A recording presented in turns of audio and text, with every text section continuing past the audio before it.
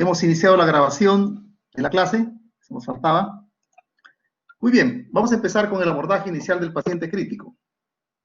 Vamos a desarrollar también acá la historia, ¿cómo dice usted? Una historia clínica enfocada por problemas, el abordaje del ABCD, vamos a mencionar la escala de Glasgow y la evolución SOA. Muy bien. A lo largo de sus años de formación, ustedes han estado siendo adiestrados, entrenados, parte propedéutica, ¿no? De cómo hacer un abordaje médico tradicional. Cómo es que nosotros a los pacientes evaluamos a través de una anamnesis bastante exhaustiva, minuciosa, ¿no? Desglosamos cada síntoma que tiene el paciente en aspectos más detallados del tiempo de presentación, el tipo de dolor, a dónde se irradia, etcétera, etcétera. En fin, cada síntoma puede desglosarse en diferentes preguntas y cada información que nos está dando nos acerca más al diagnóstico, ¿no? Hacemos un examen físico también bastante detallado, exhaustivo. Nos planteamos hipótesis diagnósticas y luego de eso pedimos algunos estudios que no necesariamente pueden ser en el mismo momento que los pedimos, ¿no? Usualmente a veces citamos al paciente, haga estos estudios, vuelva con los resultados, una vez que estén los estudios, saque cita, y ya tenemos un diagnóstico, bueno, y vamos a empezar a dar un tratamiento, ¿cierto? En el interín a veces solamente se deja sintomáticos o sencillamente se esperan los estudios. Eso es el abordaje médico tradicional que hemos aprendido, ¿no? Que sirve para el grueso de nuestros pacientes que podemos ver en forma ambulatoria o en una situación bastante estable, ¿no? E inclusive en la sala de emergencia podemos tener también pacientes que su condición es bastante estable, que podemos interrogarlo, desarrollar toda la secuencia semiológica, el examen físico, pedir los estudios, esperar los resultados y 2 o 3 horas después tener todos los estudios y empezar ya un tratamiento específico, ¿no? Eso es cuando podemos interaccionar con el paciente nos puede dar la información, tenemos un familiar que nos dé toda la información médica del paciente, ¿no? Pero no siempre es así, sobre todo cuando vamos a abordar, vamos a evaluar y tratar a un paciente que esté en una condición crítica, ¿no? Y empecemos con este caso clínico, ¿no? Tenemos un varón, 56 años, diabético, hipertenso, con sobrepeso, que llega a nuestra sala de emergencia porque está con un dolor torácico opresivo, ¿no? Una hora de evolución. Rápidamente es llevado al triaje. En el triaje las funciones vitales están estables, le toman un electrocardiograma, la enfermera con experiencia, el electrocardiograma, y ve que hay signos de isquemia miocárdica aguda, lo pasa a su programa, rápidamente lo llama, usted que está evaluando a otro paciente, y mientras usted ingresa a evaluar al paciente, súbitamente del paciente de estar estable, se torna sudoroso, o somnoliento, soporoso, con condición de sensorio, y vemos en el monitor multiparamétrico que la presión arterial no invasiva nos detecta 70 a 40 milímetros de mercurio, y en el monitor cardíaco vemos una frecuencia cardíaca bastante elevada, 210. Entonces nos planteamos, ¿no? Este paciente tiene una taquiarritmia, una taquicardia con compromiso de conciencia y hipotensión, o sea, una taquicardia inestable. Entonces, enfermera, prepare usted propofol o midazolam o cualquier sedante analgésico, ¿no? Porque vamos a hacer una cardioversión eléctrica. Bueno, mientras nos trae el monitor cardiodesfibrilador, o en este caso vamos a hacer la cardioversión eléctrica, el paciente súbitamente se torna inconsciente, usted rápidamente toma el pulso y el paciente no tiene pulso, entró en un paro respiratorio, ¿no? Todo esto puede ocurrir en cuestión de minutos, se nos puede presentar este escenario, ¿no? Entonces es crítico, ¿no? Que cambia su estado, es bastante dinámico, ¿no? Su condición. Entonces tenemos acá este paciente en cuestión, ¿no?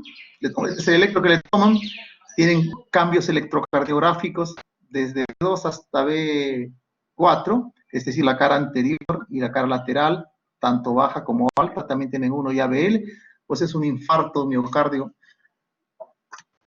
anterolateral, un infarto extenso, ¿no? Que le produce al paciente en algún momento una taquiarritmia inestable y luego el paciente entra en paro, ¿no es cierto? Hace este tipo de ritmo que ustedes van a aprender a conocer también cómo interpretar un electrocardiograma a lo largo del desarrollo del uso, cómo reconocer los signos de isquemia miocárdica aguda, ¿no?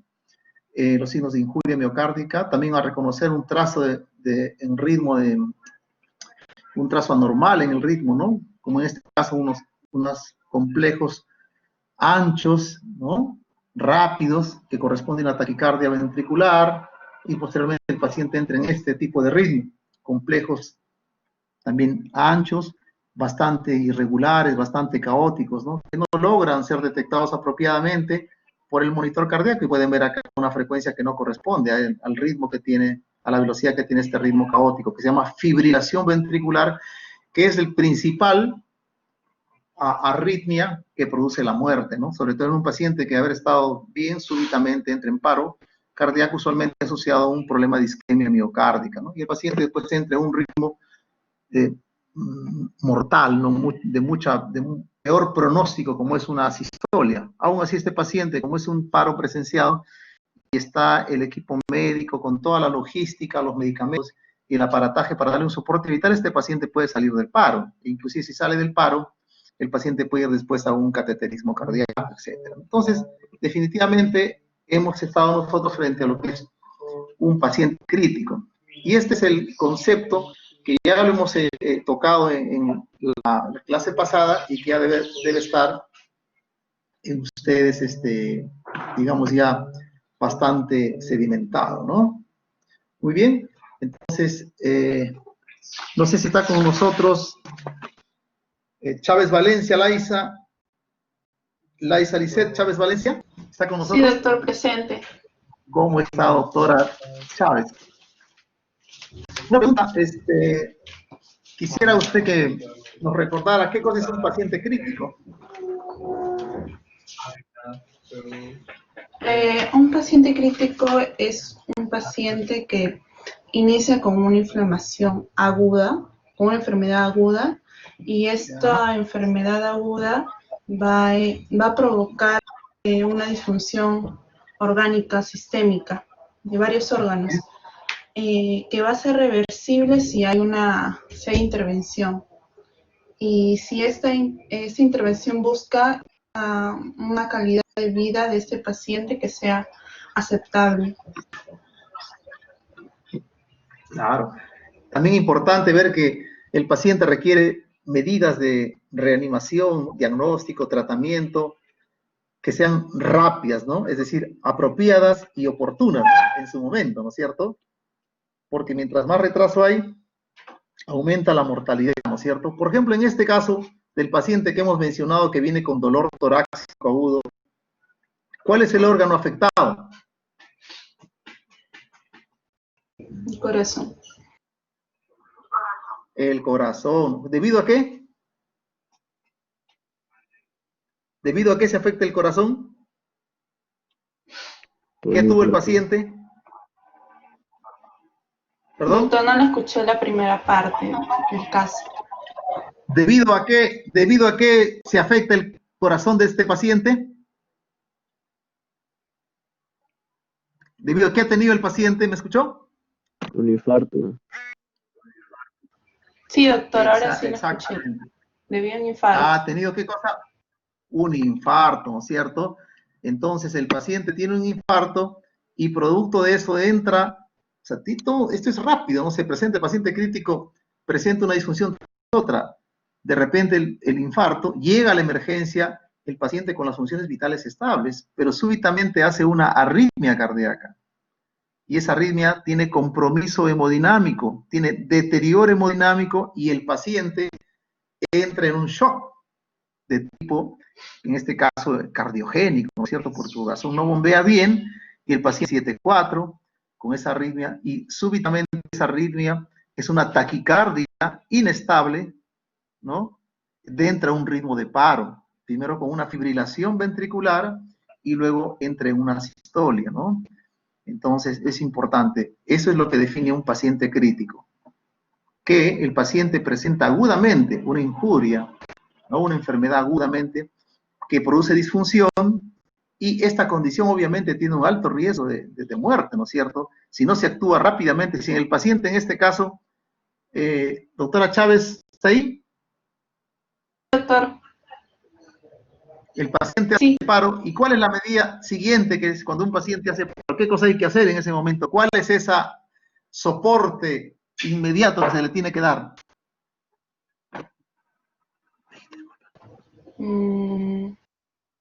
Si hace paro, ¿cuál es el soporte inmediato que se le tiene que dar? Que hace un paro cardiorrespiratorio. Vamos a desarrollar también ese capítulo muy importante, que es una destreza que todo médico debe saber. ¿Un RCP, doctor? Reanimación, RCP, ¿no es cierto? Sí, reanimación Claro, cardiopulmonar. si el paciente hace paro, independientemente de la causa, hay que hacerle una reanimación cardiopulmonar, ¿no es cierto? Muy bien, continuamos entonces. Entonces, el motivo de mencionar este tipo de abordaje en el paciente que está crítico, no extremadamente grave, es porque en los múltiples escenarios en los cuales se puede presentar un paciente crítico ante nosotros, muchas veces hace difícil que podamos obtener esa información a la cual estamos nosotros acostumbrados, ¿no?, a obtener para dar paso a un examen físico dirigido y poder unir toda esa información y tener un diagnóstico, digamos, apropiado, ¿no? Entonces, en este podemos ver, por ejemplo, que son pacientes críticos. Tenemos un paciente que tiene una hemorragia digestiva severa, delante nuestro está vomitando sangre. Este paciente tiene unas varices esofágicas, una paciente que está no puede sentarse, está ortopneica, no tolera el decúbito, está sudorosa, pálida, faltándole mucho el aire, ¿no? Parece que aún poniéndole una cánula de oxígeno a la paciente, entonces esta paciente tiene un edema agudo de pulmón. Esta paciente está con compromiso de conciencia, fue apuñalada, tiene en la región 3 del cuello, tiene un trauma penetrante, ¿no?, por un puñal. Este paciente difícilmente me puede dar una información porque está fásico, tiene un ACV, ya sea isquémico o hemorrágico, no puede hablarme, tiene una fascia, puede ser expresiva o puede ser una fascia comprensiva. Lo cierto es que me es imposible comunicarme con él, decir qué síntomas tiene. Este paciente tiene que hablar, ¿no? Tiene un traumatismo encefalocraneano con compromiso de conciencia. Este paciente está dentro del contexto de un cuadro de dificultad respiratoria, ronchas, prurito, y tiene un edema de lengua como producto de una reacción alérgica tipo anafilactoide o un shock anafiláctico, un paciente en estatus convulsivo, un paciente con trauma torácico, abdominal, está blanco como un papel, etcétera. Este paciente que está con una insuficiencia respiratoria, y esta paciente con una depresión respiratoria secundaria, tal vez a que consumió psicofármacos o abusadora de opioides, morfina, etcétera, ¿cierto? En todos estos pacientes, difícil que pueda hacer mi clásica evaluación anamnésica o de examen físico donde el paciente me va a colaborar y todo lo que estoy acostumbrado a hacer. Entonces, estos pacientes exigen que yo no solamente tenga que evaluarlo rápidamente, sino también instalar medidas de salvataje, instalar medidas de tratamiento para estabilizar a este paciente con escasa información, ¿no es cierto? Y con la presión del tiempo. Entonces, mis medidas van a ir dirigidas a determinados puntos importantes para compensar a este paciente. Muy bien. La primera, podré evaluar de forma clásica en un paciente crítico y probablemente no, ¿no es cierto? Muy bien. Entonces, quisiera la participación. A ver, vamos a tener por acá. Está con nosotros Roldán Cáceres, Oscar Albert. Presente, doctor. ¿Cómo está, doctor Roldán? ¿Qué tal? Buenas tardes. Qué gusto de que nos esté acompañando en esta charla.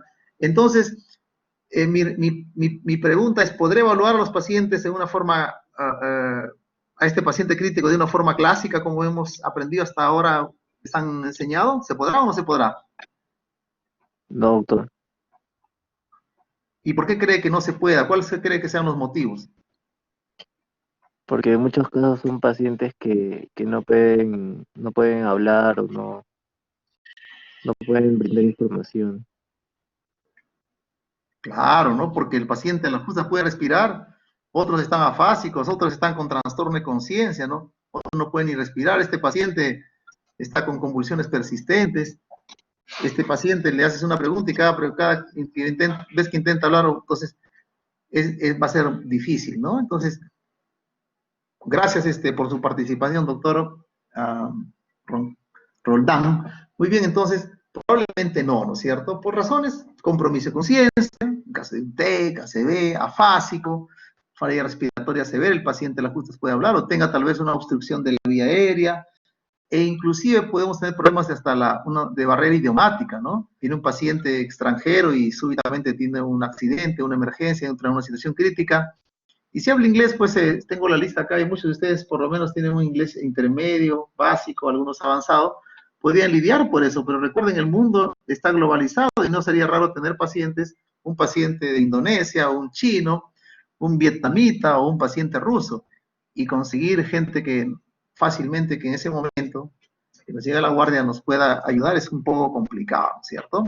Entonces, es importante siempre tener en mente las fuentes de información de las cuales podemos disponer, que ustedes siempre tienen que tener a la mano. Pues, hagan llamar familiar, perfecto, y si no hay nadie, por favor, comuníquese con el teléfono, si hay un teléfono del paciente, el familiar, se puede dar alguna información médica de sus antecedentes. Los cuidadores, eso es muy importante, ¿no? Si ha habido un testigo cuando ocurrió el accidente o el evento que hace que el paciente venga a emergencia, ¿no?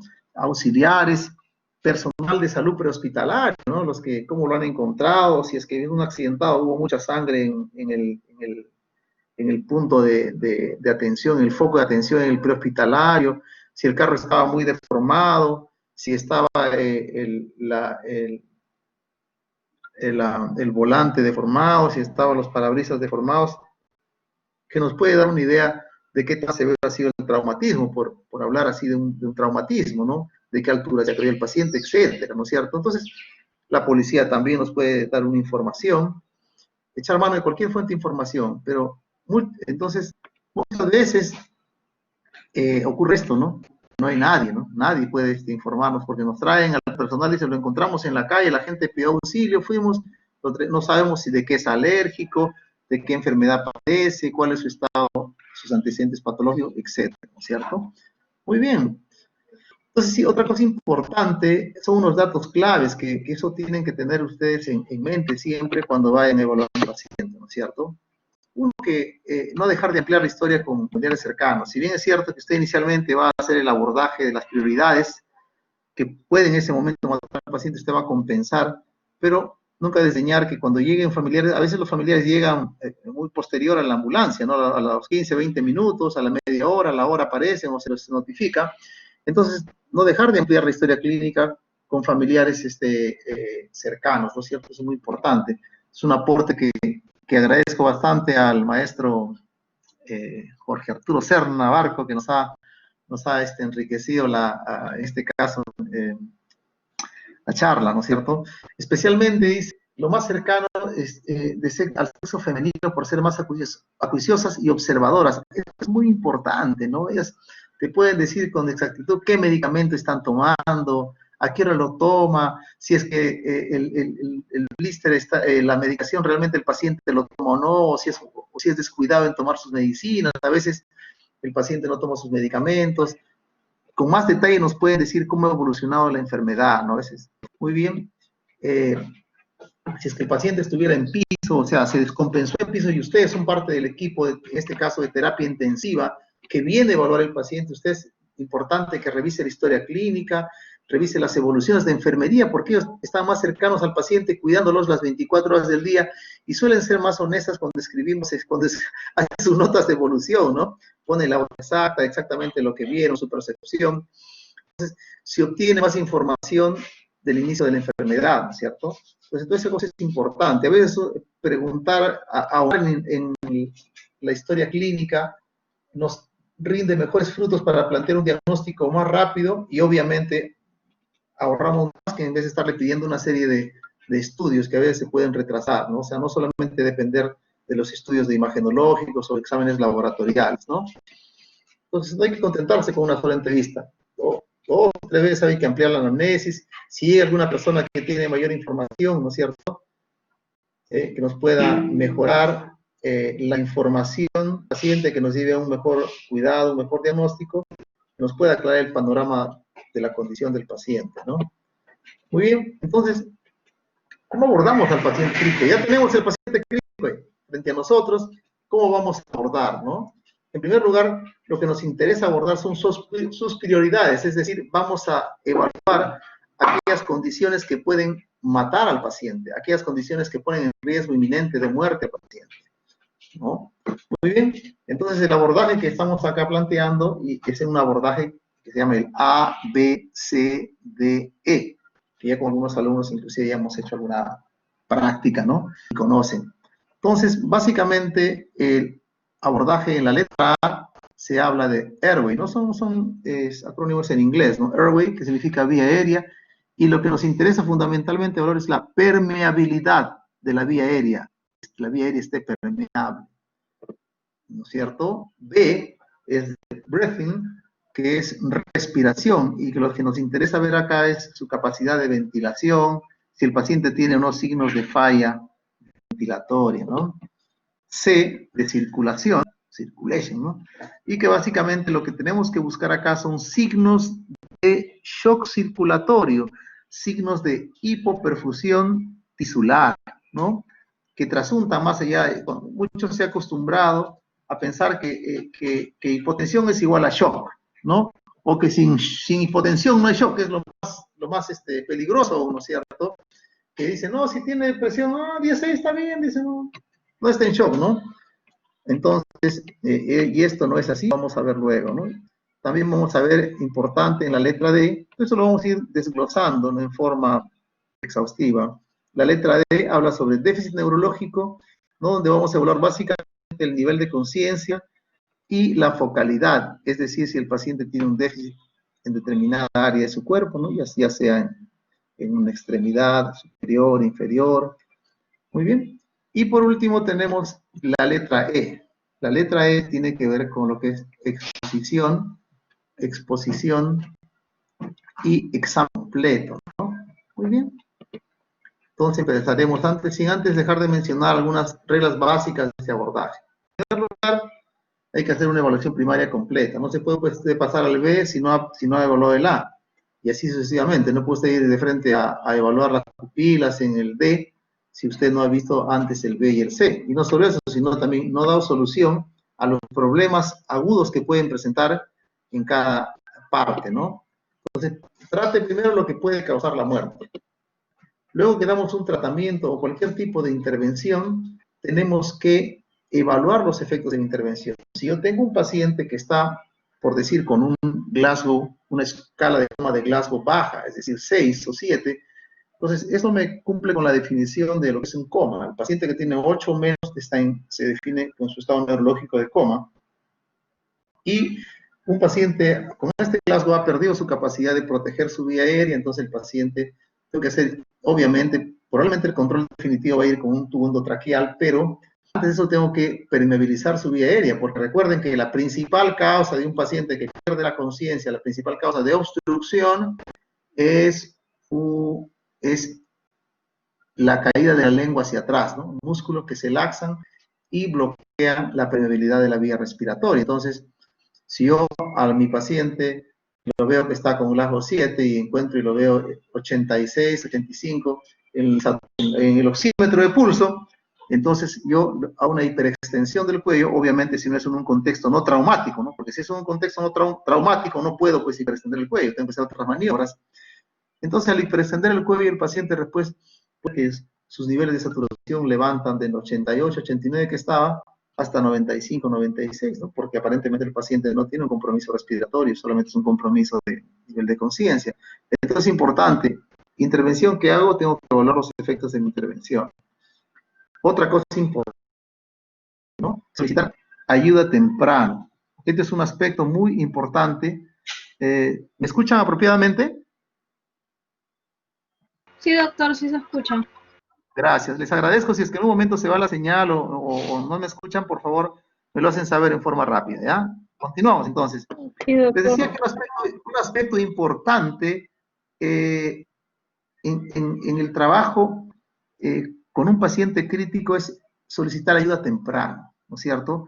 Aquí el orgullo, el ego, realmente nos puede jugar muy malas pasadas, y el que paga los platos de nuestros errores, ya saben, los platos rotos, ¿quién es? El paciente. En otras palabras, si usted, cuando entre usted a una unidad de shock trauma, cuando entre usted a una unidad de cuidados intensivos para tratar a un paciente bastante complejo, usted tiene que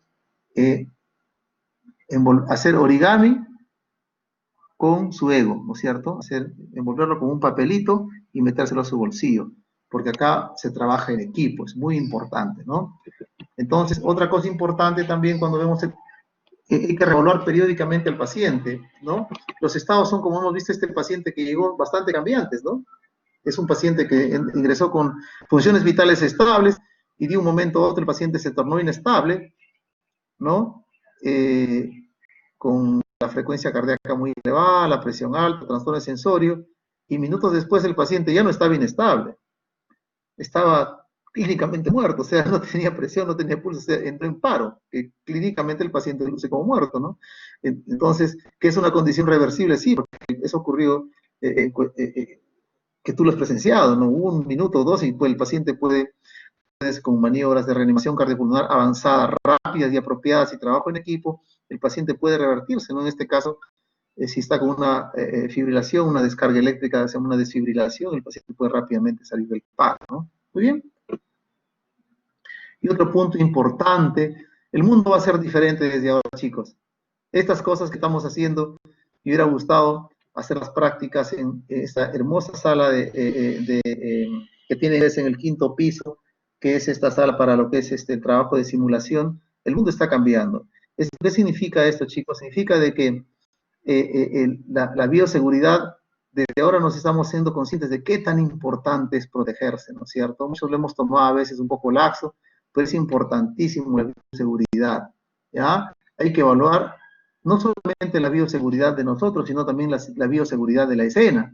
Ayer escuché decir al maestro Serra en una práctica, que decía, ¿no? Si usted ve una persona está no usó el puente peatonal de la vía expresa y se pasó por debajo y un carro lo atropella, y usted en su afán de usted quiere ser médico porque usted tiene vocación de ayuda, de servicio, ¿no? Entonces usted quisiera ayudarlo inmediatamente y meterse a la mitad de la pista para poder en ese momento evaluarlo y todo, pero eso es una escena segura, salvo que hayan puesto la policía acordonado, ¿no es cierto? En otro carro y usted se va a convertir en una segunda víctima. Es importantísimo la seguridad de la escena, ¿no es cierto? Segundo, usar un equipo de protección apropiada, ¿no es cierto? Entonces siempre recordar, safety first, ¿no? Primero es la bioseguridad, ¿no es cierto? Entonces, en este caso, por ejemplo, este es un típico traje que actualmente usamos nosotros, ¿no? Este mameluco, el doble guante, la máscara N95, ¿no es cierto? Nuestro gorro, nuestros lentes que protegen nuestra vista, y encima de eso un full face, ¿no? Un visor para que nos cubra toda la cara en forma completa, porque este germen entra fundamentalmente por la boca, la nariz, los ojos, y tiene que cubrirnos, ¿no? Porque los pacientes, cuando vamos a atenderlo, están tosiendo, y la tos tiene pues, mucha potencia para eliminar los millones de virus que nos están enviando cada vez que el paciente tose. Es importante esto, ¿no? La bioseguridad. Entonces, empezamos por la letra A. Muy bien. Vamos a empezar por la letra A. Y nos dice Aldea Chivantito, Shirley Stephanie, ¿nos escuchan? Hola. Aldea Chihuantito. Tiene problemas con el audio, doctor. ¿Perdón? Tiene problemas con el audio, pero puede escribir. Está escribiendo. Ya no hay problema, no se preocupen. Entonces, no se preocupen, vamos a llamar a Cerdeña Trujillo, Piera Luciana. ¿Nos escucha? Sí, doctor, buenas tardes. ¿Cómo está usted, doctora Cerdeña? Qué gusto, gracias por estar con nosotros en la clase. Muy bien, a ver, entonces si vamos a empezar con la A. Vamos a empezar con la A, ¿no? ¿Y de qué se trata la A?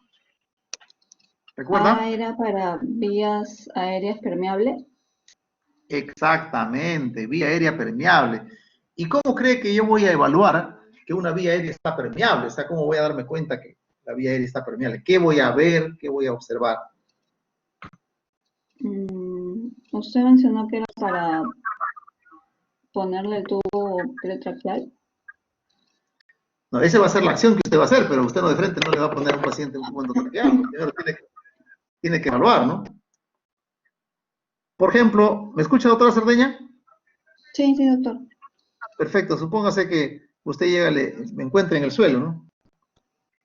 Y la gente amontonada, y usted va a ayudarme, ¿no es cierto? Es que usted al toque quiere evaluar, entonces usted me pregunta, señor, ¿qué ha pasado? ¿Qué ha pasado, señor? Mire, señorita, mire, doctora, si vas tú con tu chaqueta, mire, doctora, yo he estado caminando y de repente un carro me ha pasado por el costado, yo me he caído y yo soy el señor Freddy Hermenegildo Alvarado, vivo acá en calle Preciados, en Surco, por favor llamen a mi casa. Yo le hablo de esa forma. ¿Cómo estará mi vía aérea? Permeable. ¿Segura? Sí. Perfecto, segura, sí, como tal. La vía aérea está permeable, no hay vuelta que dar. La A ya no tengo que darle mayor vuelta a esto. ¿Ya? Porque usted entiende mis palabras, puede hablar con fluidez. Si el paciente habla claro, la vía aérea está permeable. No hay que darle vuelta al asunto. Muy bien. Muy bien, entonces continuaremos con la clase. Gracias por su intervención, doctora. Muy bien, entonces, ¿cómo voy a reconocer? Tengo que reconocer rápidamente si la vía aérea es obstruida, porque me interesa asegurarme la permeabilidad de la vía aérea. Entonces, si el paciente me habla claro, fin del asunto, la vía está permeable. Si el paciente me habla con cierta disfonía, no sé qué me pasa, yo hablo normal ahorita, no sé por qué estoy hablando así. Si tiene un paciente un trauma penetrante cuello, ese paciente probablemente le han lesionado el nervio laringio recurrente, ¿no? O tal vez tiene una bala que pasó, entonces está haciendo un hematoma que está comprimiendo, etcétera. O si el paciente está dentro, usted lo va a ver porque el paciente está hipotenso, con dificultad respiratoria, está con ronchas en la cara, está rojo como un camarón, ¿no es cierto? Le ocurrió eso a lo poco tiempo de haber tomado un medicamento, el paciente está hablando disfónico, no se escucha. Este paciente tiene disfonía y por lo tanto, ¿qué podría tener este paciente? Podría tener un edema laringio, ¿no es cierto?, que cambia el tono de la voz, pues el paciente está disfónico. Y ya nos habla de que hay cierto compromiso en la vía aérea, tenemos que actuar rápidamente, probablemente usar adrenalina y ver la posibilidad de un manejo avanzado de la vía aérea, ¿no? O si el paciente tiene un accidente, está en contexto traumático, tiene...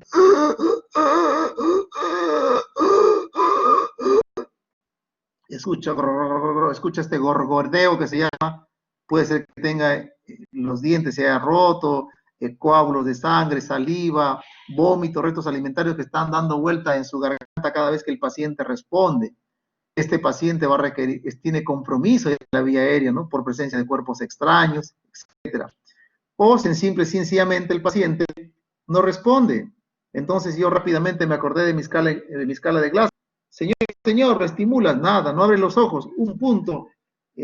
Levante la mano, no responde, nada. Tiene a la justa, se defiende cuando le da un estímulo doloroso. Entonces yo le voy a dar ahí al paciente 3 puntos, no, perdón, 4 puntos. Perdón. ¿Aló? ¿Aló?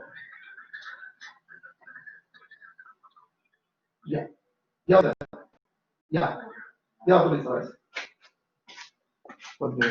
Chispas. Entonces,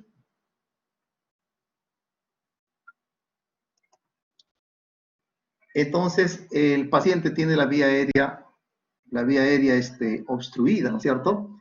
Muy bien, no responde, el paciente está en coma, entonces el paciente pierde la capacidad de defender su vía aérea, entonces tengo que permeabilizar la vía aérea, ¿no es cierto? Entonces la vía aérea amenazada es una prioridad absoluta, tenemos que permeabilizarla en forma inmediata. ¿Qué podemos hacer? Maniobras de apertura de la vía aérea, ¿no? Extensión de la cabeza y elevación del mentón, elevación de la mandíbula, como podemos ver acá, y eso vamos a aprender ya en las siguientes prácticas, ¿no es cierto? Son maniobras para permeabilizar la vía aérea, hasta inclusive el uso de dispositivos para manejo avanzado de la vía aérea, como son una sonda nasofaringia, dispositivos supraglóticos como una máscara laringea, tubo laríngeo, ¿no?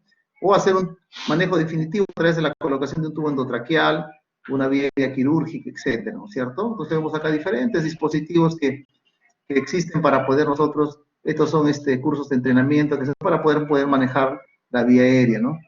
Muy bien, entonces hay que reconocer en B viene de ventilación, reconocer rápido los signos de insuficiencia respiratoria, ¿no? Entonces hay que observar si el paciente, cómo está respirando, respira rápido, respira lento, hace un uso de los músculos accesorios, ¿no? Tiene retracciones de los músculos intercostales, aleteo nasal, tiene asimetría, ¿no? Entonces, o está cianótico, eso significa que el paciente no está ventilando apropiadamente, ¿no es cierto? Escucho, al hablar tiene un habla entrecortada, le escucho sibilantes, probablemente el paciente tenga una reacción, una crisis asmática severa, tiene roncantes, tiene neumonía, o sencillamente en un contexto, por ejemplo, un paciente con una crisis asmática severa, el tórax está silente, ¿no es cierto? Importante valor acá, un instrumental bastante portátil, cómodo, ¿no? Es como es el oxímetro de pulso, ¿no es cierto? Por debajo de 90 ya es una oxigenación, una saturación crítica, ¿no es cierto? Lo normal es de 95 para arriba. Entre 95 el paciente ya está comprometiéndose. Por debajo de 90 es una saturación crítica, ¿no es cierto? Como podemos ver acá, ¿no es cierto? Por debajo de 90 ya tiene hipoxemia moderada, por debajo de 86, 85, hipoxemia severa. Siempre es importante verificar la hipoxemia con el oxímetro de pulso. A veces no siempre esto es evidente, ¿no es cierto? Tenemos en la letra C, reconocer el shock circulatorio, es decir, signos de hipoperfusión distal. ¿Y cómo se hace eso? Se observa el nivel de conciencia, el color de la piel, si el paciente está o no diaforético, ¿no es cierto? Por tanto, el nivel de conciencia. Si no hay buena presión arterial, buena irrigación a nivel cerebral, obviamente el paciente entra con diversos grados de compromiso de conciencia, ¿no es cierto? Entonces, ¿qué tenemos que evaluar? Importante, sí, evaluar la presión arterial, pero también el pulso. Si es un pulso fuerte o es un pulso filiforme, débil, el llenado capilar distal, si no está muy lento, la temperatura de la piel, el ritmo cardíaco, ¿no? Muy bien. En la letra D tenemos que evaluar a través del uso de la escala de coma de Glasgow, la fluidez del lenguaje, que puede ir desde un afásico hasta una disartria leve, moderada, ¿no? El déficit focal de las extremidades, ¿no? Ver cómo están las pupilas, si están isocóricas o fotorreactivas o anisocóricas, si presentan convulsiones, ¿no? Utilizar la escala de coma de Glasgow, ¿no? Esta es una breve evaluación de la conciencia, ¿no? Si el paciente está alerta o responde a la voz, o solo responde al dolor, o no hay ningún tipo de respuesta, ¿no? Entonces utilizamos la escala de coma de Glasgow, que básicamente esta escala de coma de Glasgow valora tres aspectos, ¿no? Valora la apertura ocular, valora la respuesta verbal y la respuesta motora, ¿no? Entonces, diferentes ítems según la respuesta es en forma espontánea, es a la orden, o responde a un estímulo doloroso, o no apertura. Lo mínimo que da cada parte es, ¿no? Es un punto, ¿no? Un punto es lo mínimo. En la apertura ocular lo máximo es 4 puntos, lo máximo en la respuesta verbal es 5 puntos, lo mínimo es 1, y la respuesta es el que máximo puntaje da con 6. Sumando todos los máximos puntajes, una persona que no tiene compromiso de conciencia va a dar 15 de Glasgow, ¿no es cierto? Glasgow de 15. Lo mínimo es 3, y importante mantener este número 8 o menos de 8 significa que el paciente está en coma, y eso significa usualmente intubación endotraqueal, ¿cierto?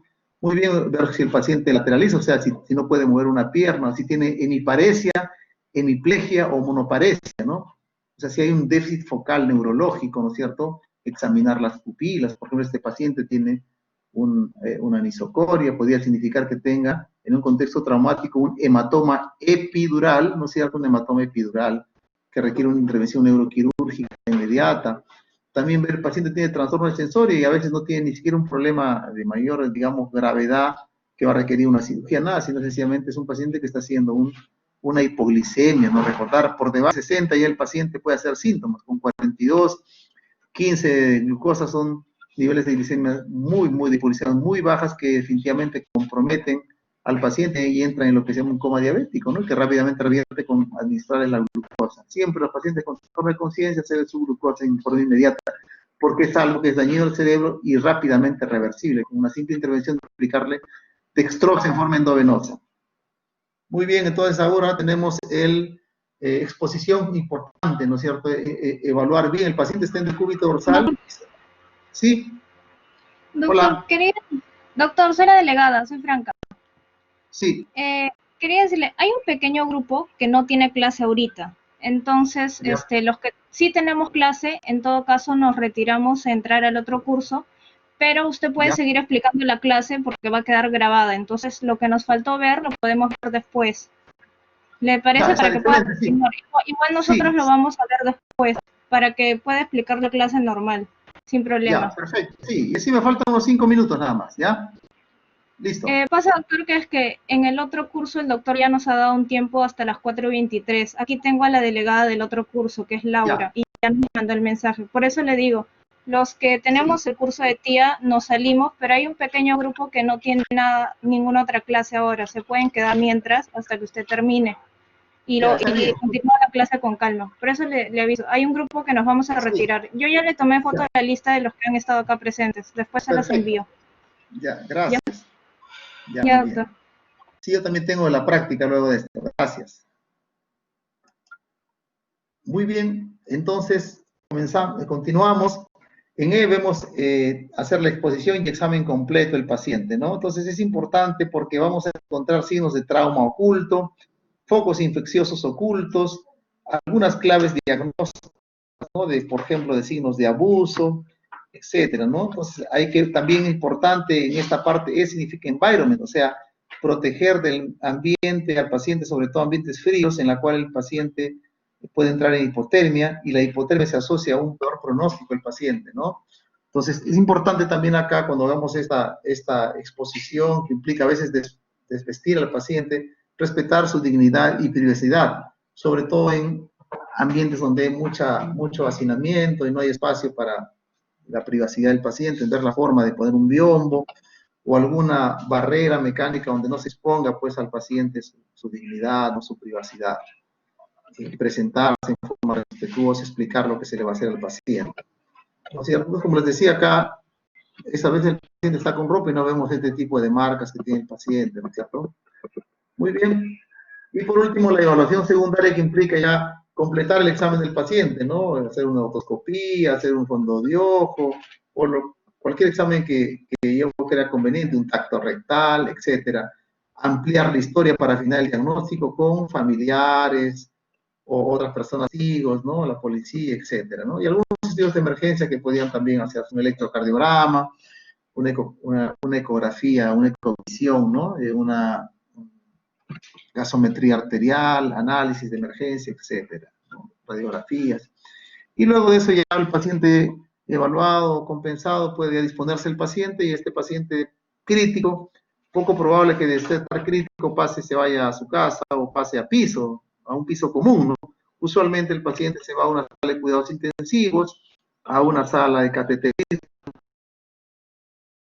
Pues nuestro paciente que tuvo un infarto que indujo a un paro cardíaco, el paciente salió del paro, pero igual tiene que resolverse ese infarto, otra vez sin cateterismo, una cirugía convencional, o un paciente que va a un drenaje percutáneo de algún absceso, ¿no? Cuya condición muy grave no le permite entrar a una cirugía normal, o eventualmente el paciente también puede haber un éxitus letalis en ese paciente, puede terminar en patología, ¿no? Muy bien, entonces importante ver que en la historia orientada al problema, escribir bien, definir bien los diagnósticos, ¿no? En nuestra historia poner bien fecha, hora, ¿no es cierto?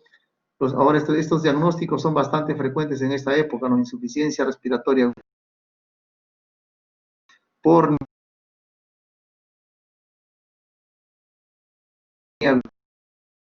bilateral, caso COVID-19 confirmado o por confirmar.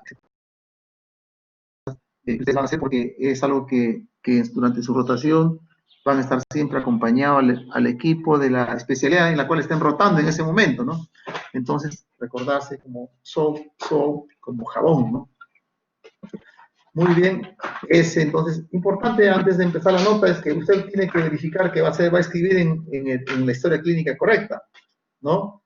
Hay que identificar al equipo que uno pertenece. Estoy rotando en traumatología, equipo de traumatología, de guardia, de noche, etcétera. La hora y luego firmar, ya sea uno o hacerlo firmar al asistente encargado de la evolución, como acá, ¿no? Por ejemplo, de cardiología. Muy bien, entonces tenemos acá, en este caso, por ejemplo, acá, ¿no? Cardiología de guardia, la hora, la fecha, ¿no? La parte subjetiva, la parte objetiva, a la apreciación y el plan, y firma ahí el encargado del equipo, ¿no? Muy bien, entonces recordar que la parte S significa subjetivo, es decir, todo lo que el paciente refiere, cómo se siente, ¿no? Pero también es información que nosotros vamos a tener que obtener del paciente, y eso se da en el contexto clínico. Si es un paciente de una abdominal, señor, está teniendo dolor abdominal, está vomitando, está comiendo, orina, puede defecar, puede eliminar gases, etcétera, ¿no? Si es un dolor un dolor de pecho, las características de un dolor de pecho, si es que es un problema neurológico, si es que el paciente tiene mareos, náuseas, vómitos, cefalea, etcétera, ¿no? Pero lo que el paciente refiere, ¿cierto? Si en cambio en la letra O es objetivo, vamos a anotar los casos positivos, ¿no es cierto? Que encontremos en qué, en el examen físico, en la revisión de la hoja de funciones vitales, los reportes de los balances hidrostalinos, el monitoreo que se ha hecho, cómo es que un paciente, si está, por ejemplo, estamos monitorizando si le cae la hemoglobina porque el paciente tiene una hemorragia digestiva, queremos saber qué tanto ha ido la hemoglobina, lo apuntamos, y una serie de análisis, los resultados de las pruebas, de los estudios de imágenes, sangre, etcétera, ¿no? Muy bien. Y en la A vamos a evaluar al paciente, es la evaluación, o también se llama apreciación y evaluación, es decir, donde nosotros expresamos nuestra opinión sobre cómo el paciente está evolucionando, hacemos una unión entre la información subjetiva y la información objetiva para replantearnos un diagnóstico o plantear un diagnóstico diferencial, ¿no es cierto? Y en base a esta información, pues iniciar una terapia específica o una terapia empírica, ¿no es cierto? Entonces, prácticamente la A nos está hablando de cómo nosotros evaluamos el caso, cómo apreciamos el caso y hacemos una serie de un raciocinio, ¿no? Y expresamos nuestra idea sobre este raciocinio que tenemos del caso. Muy bien, acá están dando sus diferentes diagnósticos diferenciales, ¿no? Está pensando cuál puede ser la causa del problema que tiene mi paciente en base a lo que el paciente refiere, los estudios que ha visto, se plantean los diferentes estudios diagnósticos, ¿no?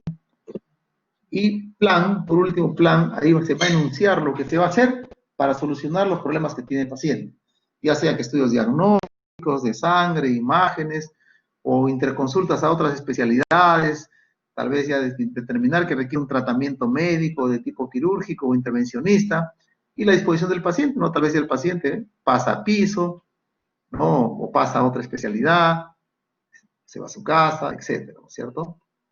Bien, recordar que el manejo es multidisciplinario y que el paciente puede ir, ¿no? El paciente a diferentes ámbitos, como ya hemos visto, ¿no? A una intervención, una operación normal, a cuidados intensivos, etcétera, ¿no es cierto? Muy bien. Entonces, esto es todo lo que vamos a conversar sobre lo que es el abordaje inicial del ABCDE del paciente crítico y un poco lo que hemos tratado sobre lo que es el SOA, ¿no es cierto? Muchas gracias y continuaremos posteriormente con la práctica.